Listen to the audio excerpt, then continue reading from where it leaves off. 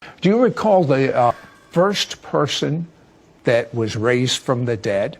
And that had something to do with when you were filled with the Holy Spirit and spoke in tongues. Right. Tell me about that. You know, Sid, for 3 months I had been praying for the baptism of the Holy Spirit. I didn't attend a church that believed these things, but I read in the Bible that there was this gift from God called the baptism of the Holy Spirit. So I was praying for that, and I didn't receive it. But one day it happened.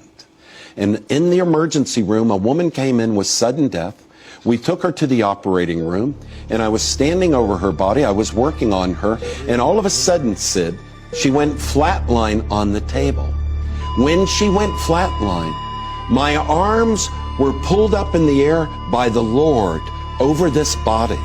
And all of a sudden, this new language started coming forth out of my mouth. Actually, Sid, this thing bypassed my brain. It was something coming from deep within that came out, poured over this woman who was flatlined on the operating room table. The nurses were running around waiting for the next instruction. Well, what does flatlined Flatline means that the heart had stopped due to a massive heart attack. There was no life, no pulse, no blood pressure in this body that was on the table. But the Lord had other plans and said, this will be a miracle. And as I stood there, this supernatural experience came over me.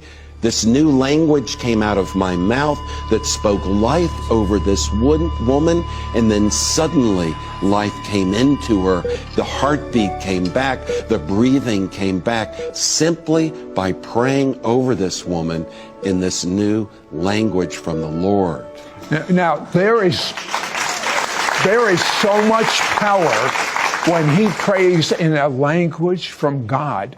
A language directly from his spirit that fortunately bypasses his brain, because his brain has a filter of limitations. God has no limitations.